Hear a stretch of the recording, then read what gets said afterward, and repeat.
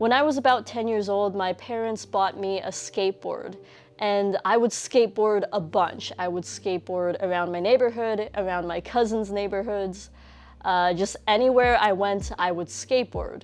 And I eventually became so interested in skateboarding that I asked my parents to put me in a skateboarding summer camp when I was about 10 years old. So they agreed, and they put me in a summer camp. It was a 5-day summer camp at my local skate park.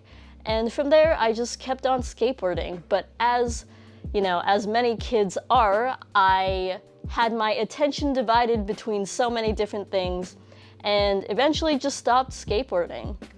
Until I went to junior high, and then I saw the boys at my school on their longboards, and I decided, hey, it might be fun to get back into skating.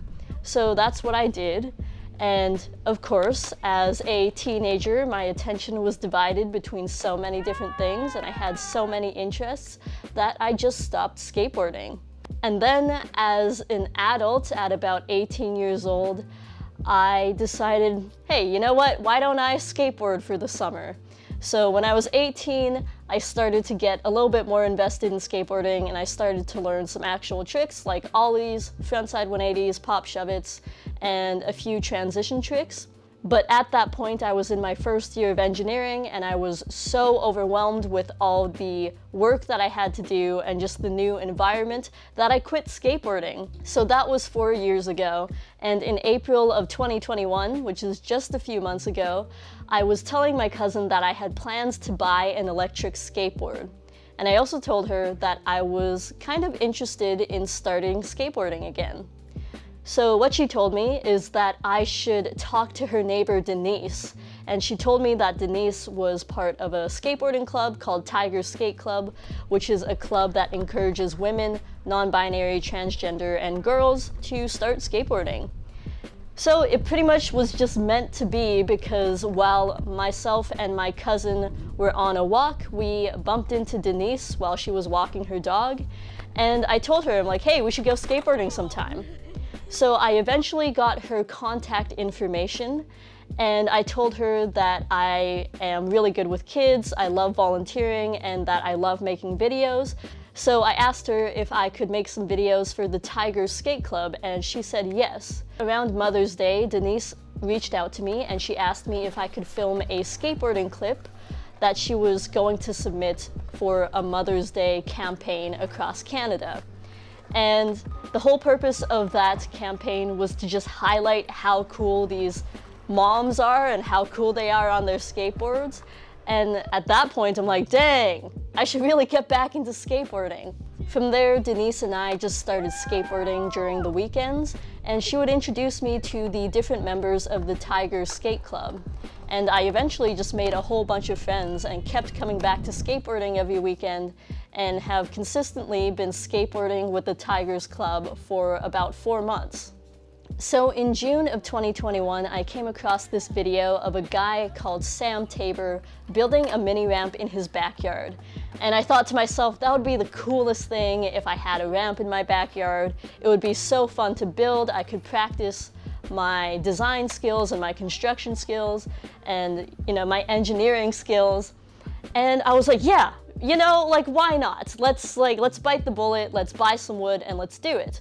However, the main problem is that the cost of wood right now is just through the roof, and if I were to build my own mini ramp, it would be a lot of labor and a lot of money, probably close to $2,000 or $3,000. So instead, I asked Denise, I'm like, hey, would you be interested in maybe co-owning a mini ramp, and we could build it together, we could get your husband to help us, and it would be like a fun project for the summer. And she was like, yep, absolutely, let's do it. And this is just incredible. This always boggles my mind, because at that point I had only known Denise for like 2 months, and here we are embarking on this crazy skateboarding journey to build a mini ramp in her backyard. Throughout my conversations with Denise, we had a couple different options. The first option was to build our own mini ramp, and that would be pretty expensive. So we tried to look online and see if there were any mini ramps that were being sold used. And in June, Denise came across this incredible Kijiji ad of a mini ramp that was about 4 feet tall, and the ramp cost $700. So we instantly messaged the seller and we asked him when we could check it out, and we went to check out the ramp that weekend. And when we went to visit the ramp, the construction was like pretty awesome. And the only problem was that the top layer of the wood was warped because of the snow and the change in temperature that we have here in Canada. So the only thing we had to do was replace the top layer and maybe put a little bit more reinforcements on the ramp. So at that point, we decided, yes, we're gonna go for it, but let's try to negotiate the price down to $500. And the seller was totally okay with that, so he sold it to us for $500, and of course we split that in half, so I only paid $250 for this mini ramp. After we purchased the ramp, Denise got a group of her friends to help us transport the ramp from St. Albert to Edmonton. And that night was just wild because there was a thunderstorm warning, it started to rain, and these guys transported a ramp that was 25 feet long by 8 feet by 4 feet tall. And that's huge. This is so wild. This is nuts. So we're little? You know. We're little. I'm 5'4". How tall are you? 4'11". 4'11". Small Filipino ladies. Yes. Who have very big dreams. Very big. And this is one of them. And this is one of them. You know, I was like half joking the first time I texted you about a mini ramp. I'm like, do you want to build a mini ramp? So what I decided to do was look for a half pipe. Literally, it's so big. This is not a... Want to stand next to it for scale? This is not a mini ramp?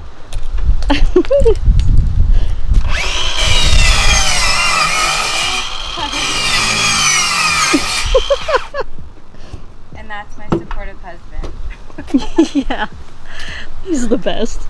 And driving behind the guys who were transporting this ramp was so scary because you could see the ramp kind of like shifting in the wind, and we're like, oh my god, are we gonna make it to Edmonton in one piece? So yeah, it was just so wild. But I really want to take this opportunity to say thank you to all those guys who helped us transport the ramp, because they are truly incredible friends, and I'm so grateful that we have them as part of our skateboarding community. Watch how it flares there, but... Come this way a little more.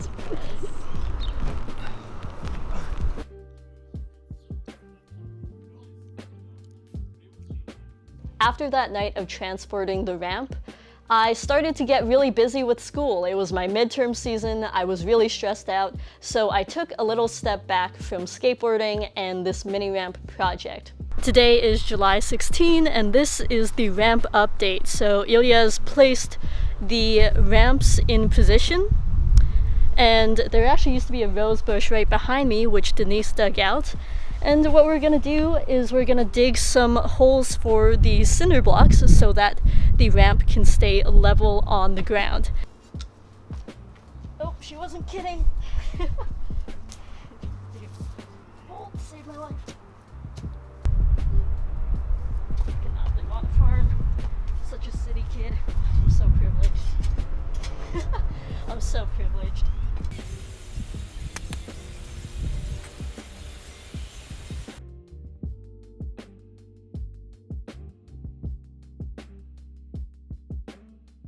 Denise's husband Ilya also did a whole bunch of work to help us make this mini ramp dream come true. So he helped transport the ramp, and he was also the one to lay down the cinder blocks to make sure that everything was level before putting the ramp on top of it. And he also resurfaced the ramp. And again, I'm just so grateful for all these people who are helping me on this passion project, and it's so cool to see communities coming together and helping one another to achieve their dreams. It is now August, and we can finally invite some friends over to skate our mini ramp. And I've actually been delaying this video because I really wanted to end this off with a skateboarding session. So, with that said, I hope you enjoy these skateboarding clips.